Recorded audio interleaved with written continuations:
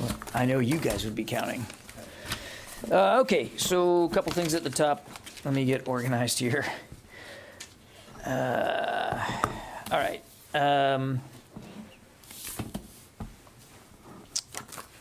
So I can announce today that the President has authorized the Department of Defense to return a small, persistent U.S. military presence to Somalia. This decision was based on a request from Secretary Austin and included advice from senior commanders and, of course, concern for the safety of our troops who have incurred additional risk by deploying in and out of Somalia on an episodic basis for the past 16 months. We're evaluating the appropriate timing and the next steps for implementation of this order. So we're just going to have to give us a little time, and we're working our way through exactly what this is all going to look like. I don't have any additional details for you right now. I want to remind that those forces, as they have been, will continue to be used in training, advising, and equipping partner forces to give them the tools that they need to disrupt, degrade, and monitor al-Shabaab. Our forces are not now, nor will they be, directly engaged in combat operations. The purpose here is to enable a more effective fight against al-Shabaab by local forces, and al-Shabaab has increased in their strength and poses a heightened threat. So again, this is a repositioning of forces that are already in theater, who have traveled in and out of Somalia now on an episodic basis since January of 2021. Our view was, the Secretary's view was that that episodic engagement model was inefficient and increasingly unsustainable. Forces also lost time on target and critical situational awareness needed to detect and disrupt an enemy attack. By time on target, I mean time on station. I'm not suggesting that there was something about direct combat relations or combat operations there. Shifting to a persistent presence will not change the mission, and it will not imply substantial changes in resources. We're working now to evaluate local conditions, including those following the Somali presidential election yesterday, and we're engaging partners in the region, including the Somali government, to determine the best way forward. That is as far as we're going to be able to go on that one today. Also, on Tuesday, after a 2-year hiatus due to the COVID-19 pandemic, the Association of the U.S. Army and the U.S. Army Pacific Command will convene their 3-day Land PAC Symposium and Exposition in downtown Waikiki. Land PAC is the premier land forces symposium and exposition in the Indo-Pacific region, bringing together government, academia, industry, and many of our allies and partners. Over 25 countries are expected to participate in person this year. It will run from the 17th to the 19th, and many of the panels and press conferences will be live streamed on Divots. And I'm told that you guys should already have in your email inboxes the feature link page for Divots, so you can access that. Okay, we'll go to questions. Ben from AP. I know you said you didn't want to have the details, any further details on Somalia, but can you tell us what components will be made up of that and what branches? Yeah, it's not that I didn't want to have the details. I'm not going to be able to provide additional details in terms of what that's going to look like. I'd refer you to AFRICOM to speak to that, but I doubt seriously that they're going to get into actual unit designations, Ben. Okay. Yeah, Jen.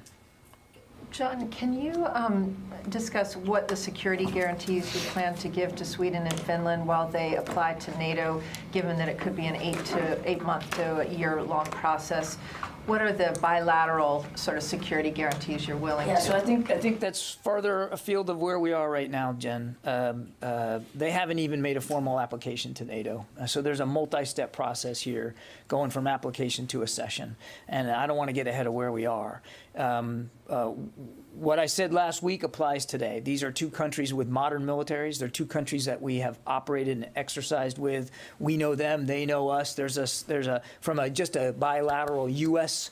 relationship perspective, there's a level of comfort there, and we're confident that should there be capabilities or support that either nation might need in the interim between application and accession, that we'd be able to work something out with them. But I don't want to get ahead of where we are right now. And what is your reaction to Putin's response to their informing him that they will likely apply for NATO? I think, look, I'd let Mr. Putin speak for himself. I don't think there was a great shock or surprise that the Russians reacted the way they did about the news of these 2 countries wanting to join NATO. I think there's a few things that we all need to keep in mind. One, NATO is a defensive alliance. It has never, and it does not now pose a threat to any other nation, and that includes Russia. Two, it's not up to Mr. Putin or any other third party to get a veto on whether a nation joins NATO or not. That is between that nation and the other members of NATO to decide. And again, there's a multi-step process here. Three, I think we need to remember who is actually the aggressor here and whose actions probably are motivating those two nations to want to join NATO, and that's Mr. Putin and Russia themselves. They made a decision to invade Ukraine, a nation which also posed no threat to anybody. They made a decision to jump in there with hundreds of thousands of troops, or more than 100,000 troops, and they're the ones prosecuting this war in an utterly brutal way. And all of that can stop right now if Mr. Putin made the right decision. Yeah, Abraham. Yeah. Thanks a lot, John. Two questions. There's about the Somalia announcement. A lot has been said about there's same level of resources, no change there, but it just seems yes, that's how I put it. Thank you. So it seems though that there'd be a lot less airlift used, Air Force assets, moving those guys back the operators into and out of Somalia. And then second related question, the Air Force is divesting 100 MQ-9s to another government agency. Can you say what agency and if those will go to Africa? I don't have anything on that one. I'd refer you to the Air Force. I don't have any information about divestment of unmanned systems. That's really an Air Force question to take. But look, I mean, as we called it, episodic. We did not feel, the Secretary did not feel that that was in the best interest of helping partner forces go after a continued and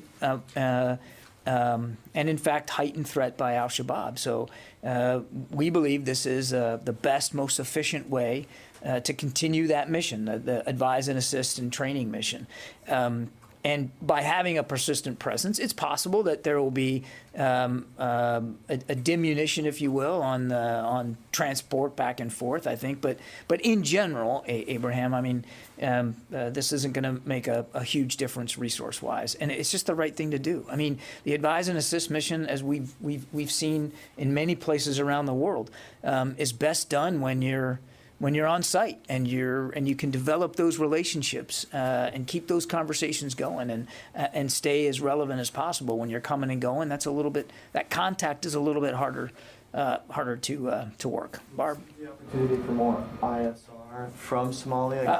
I'm not going to get ahead of where we are, Abraham. I mean, those are questions that only General Townsend at AFRICOM can speak to. The point is, al-Shabaab remains a threat. And that threat we assess not only continues but is increasing, and we believe this is the best way for us to continue what has remained a very valuable advise and assist and training mission. It's just this is a better way to do it. Barbara. On Somalia, can you tell us? You said the threat is increasing. Specifically, as much as you are able to, what is the al-Shabaab threat right now to the U.S. and U.S. interests? Do you believe al-Shabaab is capable of actually carrying out an attack outside now? They've done it in the past, but now carrying out an attack outside of Somalia. Do they have the capability to do that? Because you're doing this, you say, because the threat's increasing. And on the advise and assist, in the past, U.S. troops did accompany Somali and African forces into the field for advise and assist on their missions, but staying behind the so-called last cover and conceal position. Will that still be the rules of the road for U.S. troops, that they will, in the advise and assist role, go out into the field on missions, but stay behind any so-called, sort of line of contact, if you will? I'm not going to get into specific ROE from the podium. I don't think that would be a valuable thing to do. The advise and assist mission that we've been conducting will continue. It's just that now our troops won't be coming and going. They will have a persistent presence there. So there's really no change to the way in which we've been doing advise and assist. As for the increasing threat, again, I want to be careful not to get into specific intelligence here, but this is al-Shabaab continues to conduct attacks, certainly there in Somalia. They have been capable of conducting attacks in the region. And we know that in the past they have expressed at least the intent and desire to attack outside the region, including against American interests. So we're watching this closely. This is not a threat that's going away. Again, it's not like we haven't been doing anything in Somalia at all. That's not true. It's just the Secretary believes, and the President has approved his recommendation that a better, more efficient way to get at that threat is to have a more persistent presence. But it'll be a moderate presence. It'll be the work they'll be doing will be deliberate to the threat. Very quick Ukraine follow-up. Do you have anything currently on the status of Kherson and the extent to which Ukraine forces may be operating, trying to push the Russians back? In Kherson? In and around Kherson, do you have any status on Kherson at the moment? Again, being careful that not to get into too much tactical detail here in Ukraine. Our assessment is that that Ukrainian and Russian forces continue to come into contact and conflict with one another around Kherson. The Ukrainians, as you know, prevented the Russians from moving from Kherson to Mykolaiv, that town to the northwest on the northern coast of the Black Sea.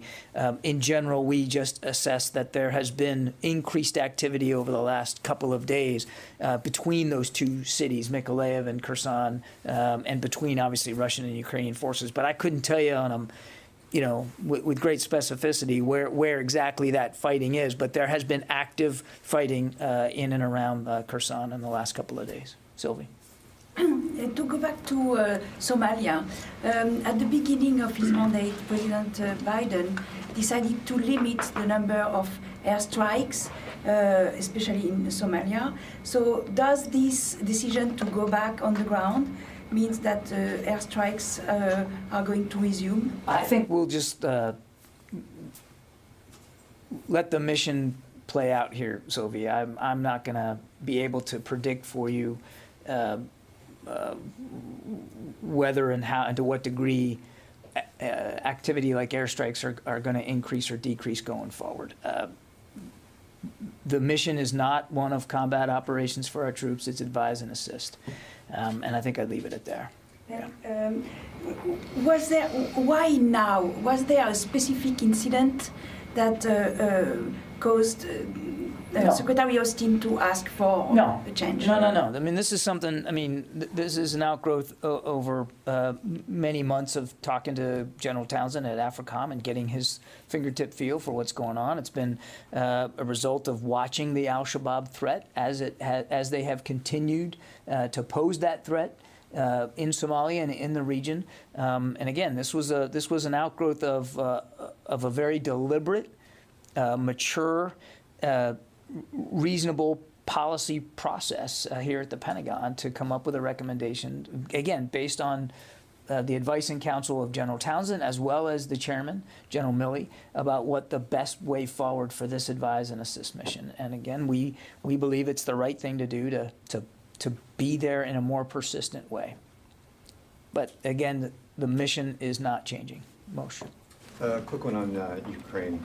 On Kharkiv, a senior defense official earlier said that the Ukrainian military has been able to gain ground, pushing the Russian forces closer to the Russian border within 3 to 4 kilometers. I was wondering if you could provide any more detail. Specifically, have Russian forces been pushed back across the border? I don't have more detail than basically that. We do assess that to the north of Kharkiv, the Ukrainians have been able to push Russian forces back. They are regaining ground and territory that the Russians had occupied north of the city. I couldn't tell you with great granularity exactly how far, or whether some of those forces have been actually pushed over the border and some are not. And I also would caution that it's possible that there may still be Russian forces that are still closer to the city in other areas. So generally do agree with the assessment that they have been able to regain territory north of the town. We've also seen them regain territory east of Kharkiv. It's not really fair to call it a town, it's a big city. But I can't get much more specific than that, unfortunately. Yeah, Joe. Thanks, John. Two questions. First, you had alluded to a risk to troops in Somalia from this rotational model, and I was wondering if you could say more about what kind of force protection risk there was. Well, without getting into the specifics of force protection and what we do to put that in place, I mean, the constant coming and going. I mean, that if you're trying to do advise and assist, and you're trying to develop those relationships, if you're coming and going, it's harder to do that, which doesn't make the mission any easier to accomplish. And then just the travel in and out incurs a time and additional potential risk here. So we just think it's the right thing to do. And then on Sweden, Sweden's defense minister is visiting Washington later this week. Is he going to be here? And can you offer any kind of preview of his on what might be on the agenda? The Secretary is looking forward to meeting with the Swedish defense minister on Wednesday, and we'll certainly have more to say about that after that meeting is over. I don't want to get ahead of the agenda. I have no doubt that the defense minister will want to discuss with the secretary their plans with respect to NATO, but I also think that there'll be a robust discussion about what's going on in Ukraine, because it has fundamentally changed the security environment in Europe, and it's clear that the Swedish people also recognize that it has changed. So I have no doubt that that'll be a major topic of discussion. But again, we'll do like we normally do. You guys will be able to catch the beginning of the meeting, and then we'll have a readout afterward. I'll probably end up coming up here to talk about it.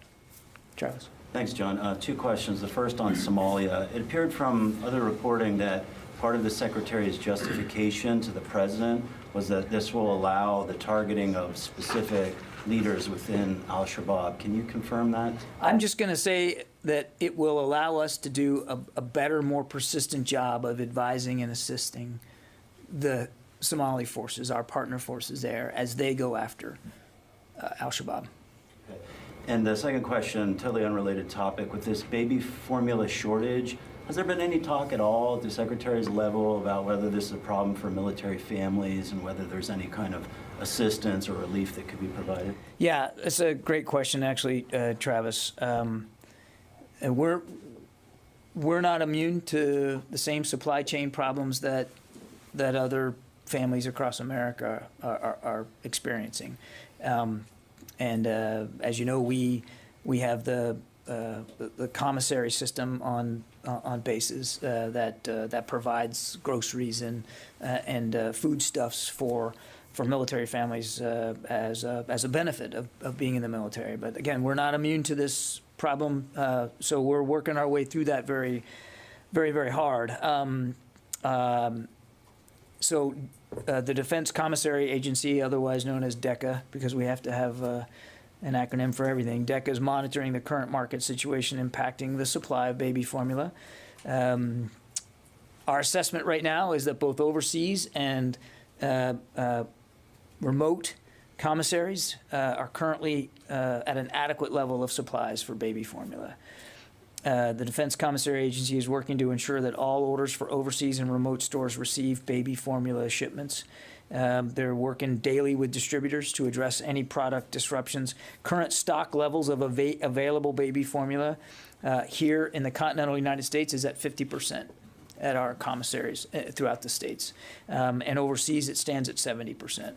And as I said, the DECA is doing everything that it can to get the products they need onto store shelves, and that includes, again, overseas commissaries. So we're not immune. The Defense Commissary Agency is already ahead of that problem and doing everything they can to keep things on the shelf as best they can. Sure. So those percentages would be a percentage of the amount that you would typically normally expect. have, yeah. So it's 70% of what we would normally keep overseas we've got on the shelves, and then 50% here at home. Yeah. Can I follow up on that real quick? But do you have, is that 50% a problem for military families? Do you have any indications or reports yet at any bases in the United States that families cannot get the supply they need because only 50% is available? And are you able to replenish and maintain that 50% at least? We're working on this very, very hard, Barbara. I know of no indications. That's not to say that I can't speak for every military family at every base and what every commissary has on any given hour on their shelves. But we did check with the Defense Commissary Agency, and right now, today, they assess that throughout the United States, there's a 50%, what they normally would have. They've got 50% of what they normally would have on store shelves. And 70% overseas. But I couldn't speak to every individual commissary or every individual military family. What we can say is that we aren't immune to the same supply chain problems that the rest of the country's facing, number one. Number two, we obviously take it very, very seriously, our responsibility to make sure that the kinds of things our families need to take care of themselves, to feed their children, we take that very seriously too, and we're working very, very hard at that. And the Defense Commissary Agency, as you would expect them to do, are monitoring this situation as closely as they can, and particularly for overseas, they're working closely with distributors to make sure we can keep those stocks up. Because in overseas, it's always not as always as easy for our military families to get foodstuffs in some overseas, and particularly remote commissaries. Yeah, in the back there. Thank you, sir. Yesterday, a video was released from Mariupol of what seemed like burning munitions falling over the steel plant. And a British military expert says that it could be white phosphorus. Is there any word from the Pentagon about that? Any confirmation? Can't confirm that. Yeah. Let me go back to the phones here. Matt Saylor from ABC. Hi, John. Thank you. On unidentified aerial phenomena with Ronald Moultrie and Scott Bray on the Hill tomorrow to discuss recent DoD findings. I just wanted to see if you could give any preview of what we might expect out of that. And also, if you could say, when is the last time that Secretary Austin was briefed on the ongoing UAP research by DoD? I'll have to take the question on the last time he might have gotten a brief. I'm not tracking that, Matt. Look, as I said last week, we look forward to getting a chance to testify to Congress about the work that we're doing to get a better handle on the process itself. I'm not going to get ahead of a hearing that hasn't happened yet, but I know Mr. Moultrie's looking forward to walking members of Congress through how we're going to organize around this effort. And that's really what this is about. It's about organizing around the effort so that there's a common collection process for how these reports get brought into the system, how they get analyzed, how they get investigated, and then how they get adjudicated. That's what we really got to get our arms around. And I think Undersecretary Moultrie is looking forward to that. Jeff Selden. John, thanks very much for doing this. A few on Somalia. General Townsend has been talking about the downside with what he called commuting to work in Somalia since at least April 2021. He noted in June 2021, at that point, al-Shabaab was threatening Somalia, the region, and potentially the U.S. homeland itself. So what finally convinced everyone about a year later that the tipping point had been reached, and now was the time to finally send the troops back to Somalia? Second question on Somalia, what impact will the presence of U.S. forces have on other regional forces that are there, like the forces from the AU, some of which have been leaving? Were there any conversations with them prior to this decision being made? Thank you. I'll let AFRICOM speak to whatever conversations they might have had with the partners in the region. But look, as I mentioned to Sylvie, this isn't about a tipping point. I mean, this was something that we took very seriously through a deliberate policymaking process. This was a decision, the decision to remove the persistent presence was done by the previous administration. This administration came in, wanted to revisit that. We did through a very deliberate policymaking process. It's not as if advise and assist missions weren't happening. They were. We were absolutely continuing to work with our partner forces on the ground to go after al-Shabaab. But you're absolutely right. General Townsend made clear that his view was that it was better to have a persistent presence. His recommendations and those of other senior military leaders were factored into this process, and we are where we are. I wouldn't point to a specific date on the calendar or a specific event and saying, well, that's it. That is what convinced us. What convinced us was having a reasonable, mature, deliberate policymaking decision process to get to this decision. And again, the Secretary made the recommendation and the President authorized it, and we're looking forward to moving forward now. And there's some additional spade work that needs to be done to change from where we are now, episodic events, an episodic presence to a persistent presence. Laura Seligman, Politico.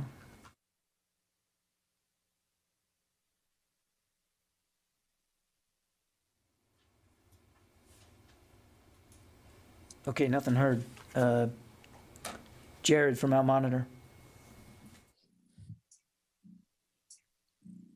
John, I think Laura is audible to us. If she wants to go ahead. Hey, can you hear me? Gotcha. Hey, sorry about that. Just two quick questions. One on Somalia. Is there an end date that you can tell us for this deployment, or is it open-ended? It's not a deployment, Laura. This is a change in the posture. It's about putting troops back into Somalia on a persistent basis, and so it's not a deployment with an end date. Now, forces will come and go as they do with other COCOMs. They'll come and go to support the requirement, but the requirement now is for a persistent presence. But that doesn't mean that whatever unit is going to be the first one to have that persistent will always be there for time immemorial. I mean, they'll come and go as we routinely rotate forces in and out of different combatant commands. I guess what I mean is there an end date for troops to leave, U.S. troops to leave Somalia, or like I said, is this an open-ended presence that we're going to be having? Recommendation that we move to a persistent presence in Somalia, and I think that's where we are.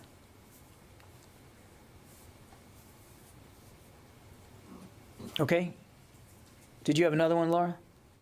Yes, sorry. Can you confirm reports that Ukrainian troops in that Azovstal plant have surrendered? Not seen reports on that. No, I'm afraid not. Can't confirm that. Go ahead, Jared. Hi, John. Just wondered if you could tell us a little more about this trip, Vice President Harris, Secretary Blinken, and Secretary Austin to the UAE. Was this a diplomatic formality, or were there any new initiatives discussed in the UAE-U.S. partnership during this visit? So the trip was to pay our respects to the president who just passed away. That was the goal. There were obviously discussions that the vice president had, but I would refer you to the vice president's office to speak to that. The secretary was proud to go as part of the delegation, but it really is this is a White House thing to speak to, not the Department of Defense. Yeah. I have a follow-up on Somalia and another one.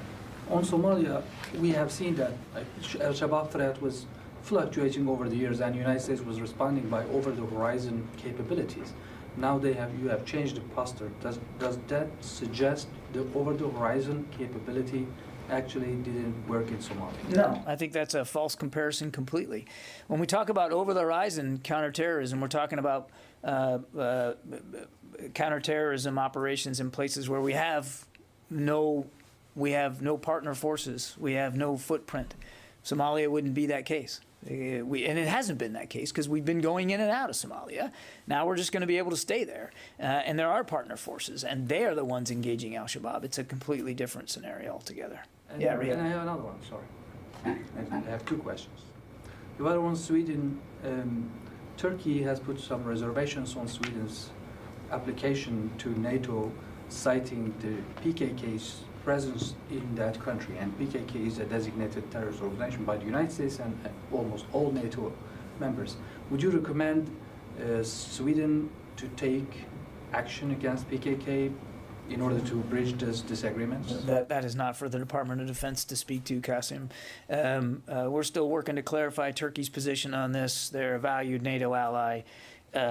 Neither Sweden nor Finland have made a formal application to NATO yet. There's a process here, and I think we're going to work our way through that process. But it's not for us to dictate from the Pentagon what the foreign policy of another nation ought to be.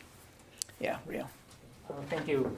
I want to ask you about China's nuclear development. The Admiral Richard said in the congressional hearing this month, China will likely use nuclear coercion to their advantage in the future, as Russia did in Ukraine. Is that an assessment the Secretary agrees with? I think the Secretary has been crystal clear that we consider China the #1 pacing challenge for the department, and that they routinely try to use coercion and intimidation to bully their neighbors into actions or non-actions that suit China's, what China believes its interests are, even though they may be inimical not only to those other nations in the region, but also to nations like the United States. So we're going to stay laser focused on that pacing challenge that is China. I'm not going to speculate about the use or non-use of nuclear weapons with respect to China's activities in the region. They've already proven that they're willing to bully and intimidate their neighbors. We want to see that action stop, obviously. But in the meantime, we also want to make sure we're building up the right capabilities in the region and the operational concepts to support those capabilities so that we can defend our national security interests in the region. And I might add the national security interests of so many allies and partners. We have 5 of our 7 treaty alliances are in the Pacific, and those incur upon us very specific, very real security commitments that we have to make sure we can meet. The Biden administration has expressed the interest in having a dialogue with China about the nuclear issues. Is that a part of the topics that the Secretary discussed with the Chinese Defense Minister by phone this month? I won't get into the more detail of the phone call with Minister Wei than what we've already read out. I mean, again, the Secretary was glad that he was able to have this initial conversation to begin to have communications at that level with Chinese officials. He was very clear about our concerns about China's behavior in the Indo-Pacific, but I think I'll just leave it at that. Okay, thanks everybody. See you tomorrow.